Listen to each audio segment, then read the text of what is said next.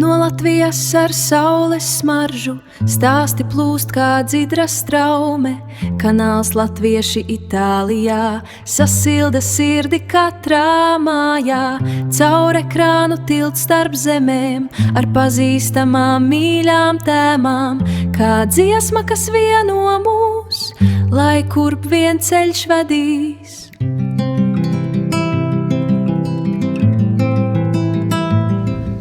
Sveiki, skatītāji! Vēlējos jums parādīt vienu dienu no savas dzīves. Tipiskā diena, tipiskā brīvdiena. Rītu sāku pabrokastojot un braucot uz pludmali. Šeit ir mana pludmale. Esmu jau to rādījis.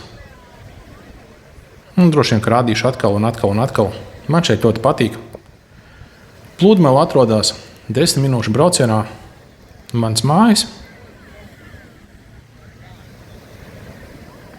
Diena skaista, ūdens silts, ļoti forši.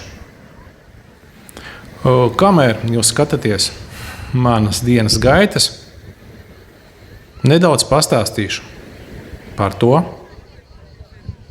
ko es domāju un kā es jūtos Itālijā pēc nodzīvotiem 2 gadiem.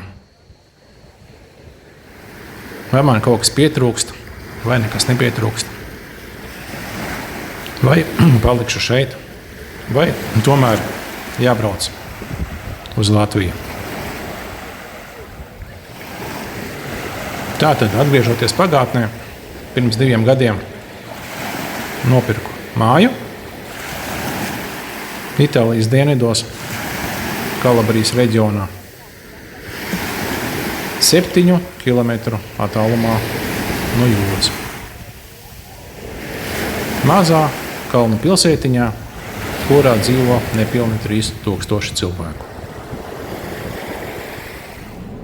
Māja bija bēdīgā stāvoklī. Es to remontēju. Kaut kādos video jau biju rādījis. Principā mājā bija jāmaina visi logi, ārdurvis un jātaisa kosmetiskais remonts. Kā arī mājā nebija nekāda apkure. 2 gadi cīnos ar māju, remontēju. Kaut kas sanāk, kaut kas nepārāk, kaut kas veicās labi, kaut kas veicas smagi, bet principā darbi uz priekšu iet. Tātad, kas man pietrūkst Itālijā, kas bija Latvijā? Sākumā Itālijā man pietrūka daži pārtikas produkti. Teiksim, kā piespiens, kā siļķe. Taču ar laiku atradu, šeit ir līdzīgi produkti. Jā, viņa nesaucās kā piespiens, bet pēc garšas un struktūras ir tieši tas pats. Siļķe sālīte nav Itālijā, siļķe ir kūpināta, bet viņa ir pieejama. Bet siļķe kūpināta un vispār sālīta siļķe Itālijā nav populāra un iecienīta. Itālijā populārāks un iecienīts ir tuncis un lasis. Tunci droši vien šeit iegūst bez problēmām. Un arī vēl zobenzivs. Jā, zobenzivi šeit var dabūt par labām cenām. Zobenzivi Latvijā, man liekas, vispār nevarēja dabūt. Varbūt kaut kādos dārgos veikalos, uz kuriem ikdienā es nebraucu. Un Rimī maksimā viennozīmīgi tādu zivju nav. Vismaz nebija, kad es dzīvoju Latvijā. Tātad, par pārtiku. Tas, kas man pietrūka pēc 2 gadiem, es esmu atradis alternatīvu. Produkti saucās savādāk, bet ir tā garša tāda pati. Varbūt pat labāka, vienkārši citi produkti. Jo Itālijā, principā, produkti ir ļoti augstvērtīgi. Un itāļi, ražojot desu, nekad neiedomāsies norādīt, kāds tad ir gaļas procents desā. Desa sastāvēs tikai un vienīgi no gaļas. Jā, gaļa būs dažāda, bet būs tikai un vienīgi gaļa. Tur nepieļauj domu, ka varētu būt kaut kas cits, ka varētu būt kaut kāda soja un kaut kādi tur aizvietotāji. Šādas prakses viņam nav, viņi to nepiekopja. Desa varbūt nav ļoti lēta. Teiksim, varītā desa 700 grami maksā 4 eiro. Bet tur ir tikai un vienīgi gaļa. Tur tiešām tā, ka tur ar nasi knapi viņi var sagriezt. Nezinu, lēti, dārgi. Šeit es pērku pa tādu cenu. Man liekas, viņa ir ļoti laba.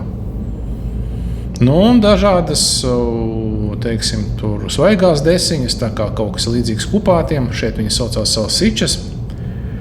Ir gan jēlas, gan vītinātas. Principā ar pārtiku šeit ir ļoti labi.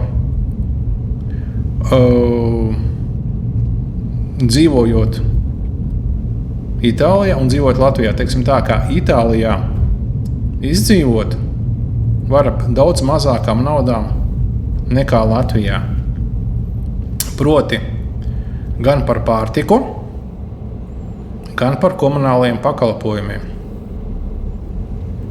Pārtika Itālijā ir savādāka nekā Latvijā. Un šeit var sakombinēt, teiksim, tā kā Latvijā visekonomiskākais pārtikas produkts ir kartupeles. Itālijā kartupeļi ir dārgi, tāpēc, ka izaudzēt viņus ir nedaudz grūtāk. Šeit populārāk ir pasta, tā kā principā budžeta ēdiens Itālijā būs pasta, latviski laikam makaroni. Latvijā kartupeļi. Itālijā, teiksim, pasta kilograms pastas maksā kaut kur ap eiro. Attiecīgi cilvēkam vienā reizē vajag 100 grami. Tātad tīri pasta, paši makaroni, izmaksās viena ēdiena reize 10 centi. Itāļi pastu gatavo dažādām mērcēm. Tur ir gan ar tomātiem, svaigiem, gan ar konservētiem, viskaut ko, un tur principā var sakombinēt interesantas garšas par mazām naudām. Tur principā pasta jūras veltēm, pasta ar kaut kādiem svaigiem tomātiem, baziliku, pasta ar vēl kaut kādu, teiksim, dūju, olīveļu. Par ko, kuram kāda fantāzija būs, tur var principā sagatavot pastas mērci un garšīgi paēst. Bet, protams, ja Itālijā pieturas pēdienu tradīcijām tā kā Latvijā, ka, teiksim, tur 2 reizes dienā ēd gaļu, tur kartupeļu, šitas tas, tad, principā, sanāk nedaudz padārgi. Ja mēs piekopjam ēšanas paradumus tā kā Latvijā, tad Itālijā šādi ēšanas paradumi izmaksās dārgāk, jo šādi pārtikas produkti Itālijā būs dārgāki, bet augstvērtīgāki. Bet, ja ēd tā kā, teiksim, Itāļi ekonomiski, tā var sakombinēt krietni lētāk. Šeit es atbraucu uz veikalu, pirmo dienas pusi pavadīju pie jūras, iebraucu veikalā pēc pārtikas produktiem un pārtikas produktus vedu mājās. Tātad, principā, Itālijā izdzīvot ar mazām naudām, dzīvot skaisti un dārgi var gan Itālijā, gan Latvijā. Skaisti dārgi dzīvojot Itālijā varbūt arī būs dārgāk. Par pārtiku Itālijas pastāstīja, ka ir iespēja ekonomiski ēst, un kā tad ir ar pārējo dzīvi. Ar pārējo dzīvi Itālijā ir tā, ka komunālie pakalpojumi šeit būs zemāki, jo ziema augsta dienvidos nav vispār, un ja viņa ir, tad tie ir kaut kādi būtiski 2-3 mēneši. Latvijā augstais laiks ir pusgadu, līdz ar to būs dārgāk. Itālijā es sildos ar elektrību un ar granulu krāsni. Principā izmaksā diezgan maz, bet atkarīgs, protams, un tāds ir kurinā. Dzīvojot pavisam taupīgi, protams, virtuvē man ir malkas krāsnīša čuguna, kurinā tikai virtuve un sildīties virtuvē, jo pa nakti, principā, telpās tāpat ir kaut kādi plus 14 grādi, tā kā gulēt zem 2 segām arī var tā.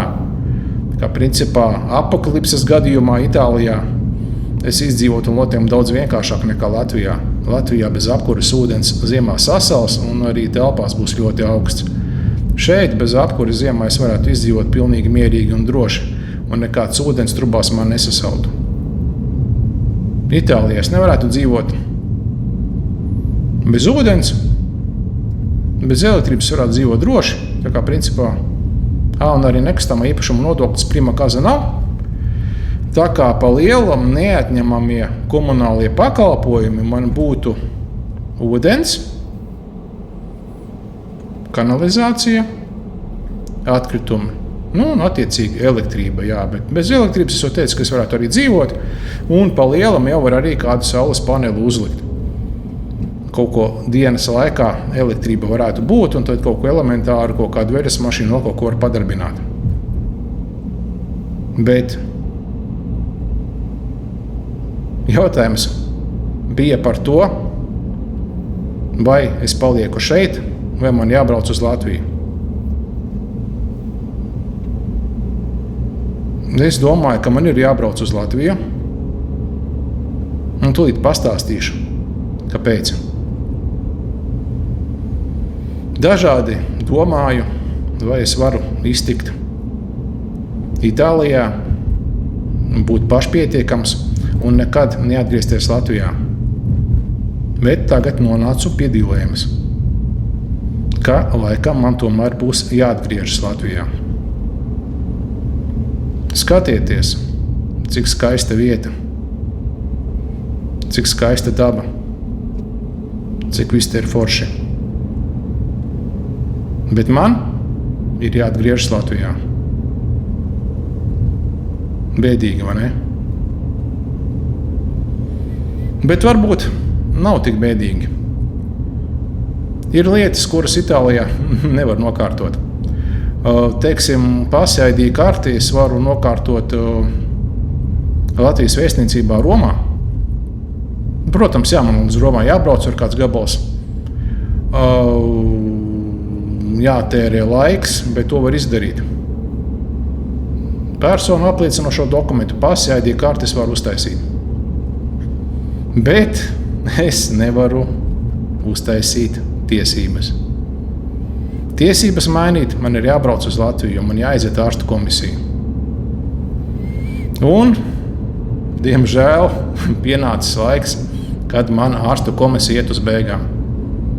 Esmu pieņēmis lēmumu, man jābrauc uz Latviju, iziet ārstu komisiju un samainīt tiesības. Pēc tam, protams, atgriezties atpakaļ uz Itāliju. Bet ir otrs variants. Itālijā, nekārtojot eksāmenu, var uz Latvijas tiesību pamatā saņemt Itālijas tiesības. Bet pirms tam ir jāaiziet ārstu komisija Itālijā.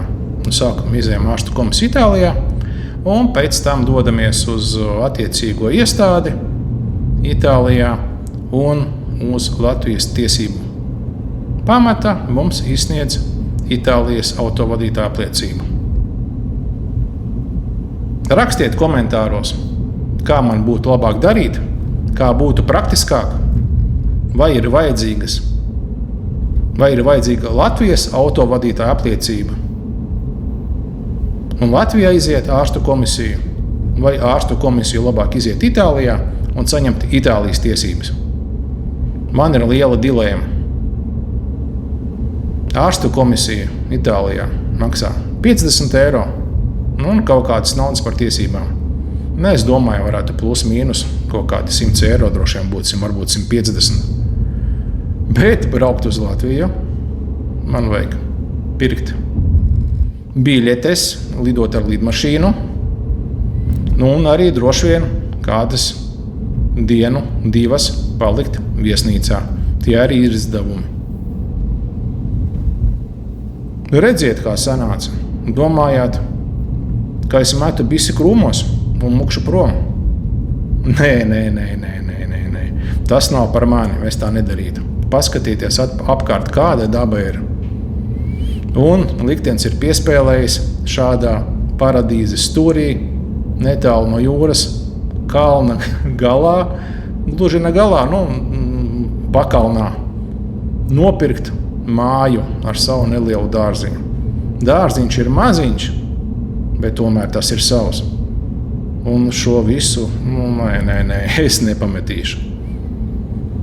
Latvijā dzīvot varbūt ir vieglāk, jo es tur esmu piedzimis. Es tur visu zinu no A līdz Z, pārzinu valodu,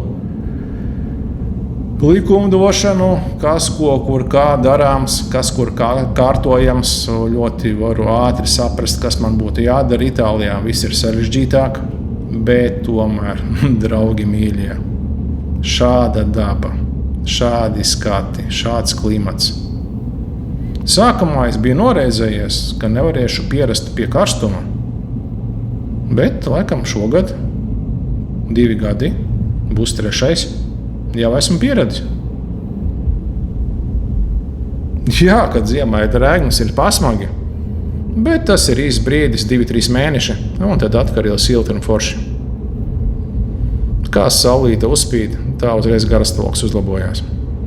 Kā jums ir? Vai jums arī saulīte palīdz garastāvokļa uzlabošanai?